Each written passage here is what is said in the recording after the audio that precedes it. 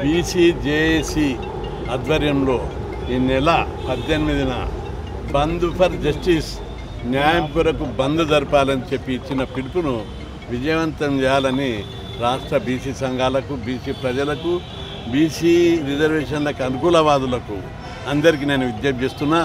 ఆ రోజు ఎవరు కూడా షాపులు తెరవద్దు, స్కూళ్ళు నడపొద్దు, కాలేజీలు బంద్ జరపాలి. ఇప్పటికే యూనియన్లు అన్నీ కూడా ఆదేశాలు ఇచ్చినాయి. స్కూల్ యూనియన్లు, కాలేజ్ యూనియన్లు వాళ్ళకి ఆల్రెడీ ఫీజులు వస్తలేవు, వాళ్ళకి ఇబ్బందులు ఉన్నాయి, మేము తప్పనిసరి బంద్లో పాల్గొంటామని చెప్పారు. స్కూళ్ళు, కాలేజీలు, షాపులు, ఆర్టీసీ బస్సులు మొత్తం బంద్ జరపాలని చెప్పి నేను విజ్ఞప్తి చేస్తున్నా. ఎందుకంటే ప్రభుత్వం బీసీలకు మేము అనేక రోజులుగా డిమాండ్ చేసిన తర్వాత ప్రజలు అర్థం చేసుకోవాలి. 42% రిజర్వేషన్లు ఇవ్వడానికి ఒప్పుకున్నారు. అది రాజ్యాంగబద్ధంగా ఉంది, రాజ్యాంగబద్ధమైన డిమాండు. ఈ డిమాండ్ను ప్రభుత్వం అంగీకరించి జీవో నెంబర్ 9ను విడుదల చేసింది. అయినప్పటికీ కూడా కొందరు అగ్రకుల సోదరులు బీసీ రిజర్వేషన్లను వ్యతిరేకిస్తూ కోర్టుకు పోయి, సుప్రీంకోర్టుకు పోయినారు గోపాల్ రెడ్డి, ఇక్కడ మాధవరెడ్డి హైకోర్టుకు పోయాడు.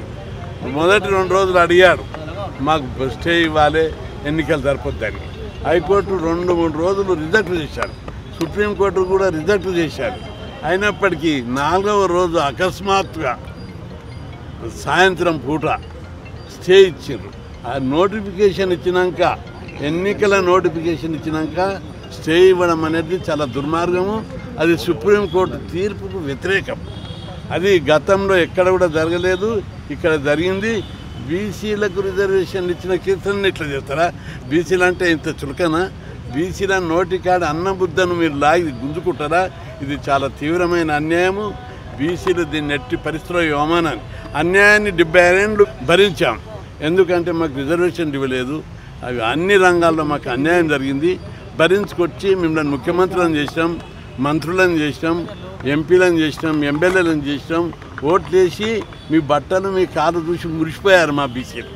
ఈరోజు లేక మేము పోరాడి 42% రిజర్వేషన్లు పెట్టుకుంటే మీకేమిటిది కడపమంట అని చెప్పి నేను ప్రశ్నిస్తున్నా. ఇది కడపమంట మంచిది కాదు.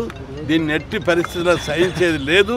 బీసీలు గ్రామాన ఇంటింటికి ఎప్పుడు కూడా లేని విధంగా గతంలో అనేక ఉద్యమాలు జరిగినా ఇంత ఎత్తున పెద్ద ఎత్తున ఊర్రా బీసీలు తిరుగుబాటు చేస్తుర్రు. బంద్ను పెద్ద ఎత్తున జరపాలని చెప్పి ప్రజలందరూ నిర్ణయించుకున్నారు. కాబట్టి ఈ బంద్ను జయప్రదం చేయడానికి బీసీ సంఘాలు, కుల సంఘాలు అందరూ నియోజకవర్గం స్థాయిలో, జిల్లా స్థాయిలో సమావేశాలు జరిపి, రేపు కూడా సమావేశాలు జరుపుతున్నారు, ఈరోజు కూడా సమావేశాలు జరుగుతున్నాయి చాలా చోట్లల్లో. ఇంకా అందరినీ కలుపుకొని ఈ ఉద్యమాన్ని బలోపేతం చేయాలి. ఇది అవమానానికి వ్యతిరేకంగా జరిగే ఉద్యమం. మన రిజర్వేషన్లు రాజ్యాంగబద్ధమైనవి, చట్టబద్ధమైనది, రాజ్యాంగంలో ఉన్నది, దీనికి ఇవ్వాలని. అదేవిధంగా అసెంబ్లీలో చట్టం చేశారు.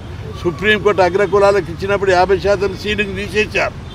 ఏ కోణంలో చూసినా న్యాయపరంగా, చట్టపరంగా, రాజ్యాంగపరంగా ఎక్కడ కూడా అవరోధాలు లేవు. ఉద్దేశపూర్వకంగా బీసీ కులాల మీద ఉన్న ఈర్ష్యతోటి, అసూయతోటి, ద్వేషంతో ఓర్వలేక ఈ రిజర్వేషన్లను ఇవ్వడానికి మీరు ఎమ్మెల్యేలు అయితే, ముఖ్యమంత్రులు అయితే, మేము సర్పంచులు కూడా కావద్దా అని ప్రజలందరూ ఈరోజు ప్రశ్నిస్తున్నారు. కాబట్టి ప్రజలందరూ కూడా చాలా ఛాలెంజ్గా తీసుకొని బీసీ సంఘాలు, కుల సంఘాలు ఎన్నో రోజులుగా మన హక్కుల కోసం మీరు పోరాడుతున్నారు, మీ సమయాన్ని ఇస్తున్నారు. మనం కష్టాలు అనుభవించడం, బాధలు అనుభవించడం, ఏ ఫలితం పొందలేదు. ముందు తరాలకు మనకు మీరు అనుభవించాలి. మీరు సర్పంచులు కావాలి, మీ తర్వాత మీ పిల్లలు కావాలి, మన వంశం కావాలి. కాబట్టి ప్రతి ఒక్కరు కూడా మీరు ఒక 2 నెలలు బలమైన ఉద్యమం చేస్తే ప్రతి ఒక్కరికి ఇప్పుడు లోకల్ బాడీలు వస్తాయి. భవిష్యత్తులో బీసీలు అంటే భయము, మళ్ళీ చట్టసభలో కూడా రిజర్వేషన్లు వస్తుంది. ఇది పునాది కావాలి. బీసీలు అంటే కోర్టులకు భయం లేదు, ప్రభుత్వానికి భయం లేదు, మంత్రులకు భయం లేదు. ఒక్కసారి మనం ఈ బంద్ను చాలా పకడ్బందీగా చేసినట్టయితే దాని ప్రభావం తీవ్రంగా ఉంటుంది. కాబట్టి ప్రతి ఒక్కరు కూడా ఛాలెంజ్గా తీసుకొని జాకులు ఫామ్ చేసి కుల సంఘాలను, బీసీ సంఘాలను ఆధిపత్య పోరొద్దు. మనకు హక్కుల కోసం మా అందరికీ ఏం అవసరం ఉంది? మీకోసం కొట్లాడుతున్నాం. మన సంఘాలన్నీ కలిసినాయి. నారాయణ గారు, శ్రీనివాస్ గౌడు, రాజారాం అందరూ ఇంకా 30 సంఘాలు, ప్రతి ఒక్క సంఘాలు అనేక మంది కృషి చేస్తున్నారు. వాళ్ళందరూ కూడా తమ పనులు వదులుకొని డబ్బు ఖర్చు పెట్టుకొని మీకోసం మేము పోరాడడానికి ముందుకొచ్చాము. కాబట్టి మీరందరూ కూడా జిల్లాలలో తాలూకాలలో కమిటీలు ఏర్పాటు చేసుకొని సవాళ్ళు తీసుకోవాలి. ఇది చిన్న పోరాటం. మేము మీకోసం మీ పిల్లల హాస్టళ్ళ కోసం అసెంబ్లీ మీద దాడి చేసినాం, సచివాలయం మీద దాడి చేసినాం, కలెక్టర్లను కొట్టినాము. మేము అవన్నీ చెప్తలేము. మీకు కేవలము బంద్ రోజు షాపులు బంద్ చేయాలి, కాలేజీలు బంద్ చేయాలి, స్కూటర్ ర్యాలీలు తీయాలి, సైకిల్ ర్యాలీలు తీయాలి, ప్రదర్శనలు జరపాలి, ఓ మంచి వాతావరణం, ఉద్యమ వాతావరణం నెలకొల్పాలి. ఇది సమయం వచ్చింది. అవమాన పోరాటం అది అన్యాయం మీద అనేక రోజులుగా పోరాటం చేస్తున్నాం.